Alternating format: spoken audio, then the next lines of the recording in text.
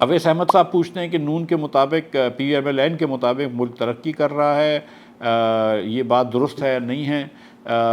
میں as an economist یہ کیا کہہ سکتا ہوں؟ تو بھائی دیکھیں، ملک میں اسٹیبلٹی آ گئی ہے۔ 2-3 سال پہلے ہم یہ بات کرتے تھے کہ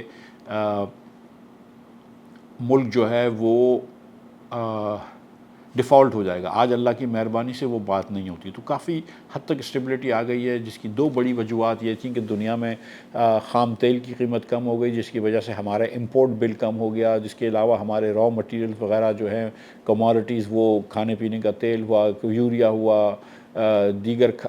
جو کھاد ہیں وہ ہوئیں،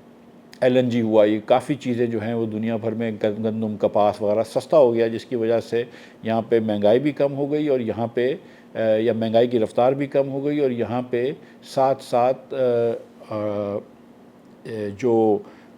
زرعِ مبادلہ کی ہماری جو ڈیمانڈ تھی وہ بھی کم ہو گئی، تو جس سے اسٹیبلٹی آ گئی۔ دوسرا، اسٹیٹ بینک نے اتنا شرح سود بڑھایا تھا 22% اور اب بھی 11% ہے،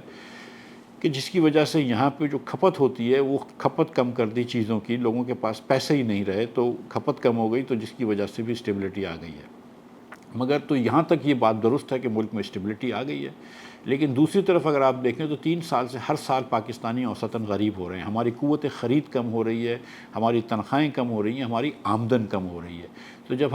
آمدن ہماری کم ہو جاتی ہے تو ہماری قوت خرید کم ہو جاتی ہے، اور قوت خرید کم ہو جاتی ہے تو جو ہماری کھپت ہوتی ہے وہ کم ہو جاتی ہے، ہم وہ چیزیں نہیں خرید سکتے، ہمارے پاس تنخواہ میں اتنے پیسے ہی نہیں ہوتے کہ جو پہلے خرید رہے تھے، تو ہماری جب ڈیمانڈ کم ہو جاتی ہے تو پاکستان کے اخراجات کم ہو جاتے ہیں، تو ہم نے لوگوں کو غریب کر کے اسٹیبلٹی لائے ہیں، یہ صحیح طریقہ نہیں ہے، اور 3 سال سے ہم غریب ہو رہے ہیں۔ تو ہم ایمانداری سے اگر دیکھا جائے تو ملک ترقی نہیں کر رہا، لیکن کم از کم اسٹیبلٹی آ گئی ہے، لیکن ترقی کرانا ضروری ہے کیونکہ قوم بڑھ رہی ہے، بچے بڑھ رہے ہیں، لیکن ہماری جیسا میں نے آپ سے گزارش کری کہ اوسطاً آمدن جو ہے وہ 3 سال سے کم ہو رہی ہے۔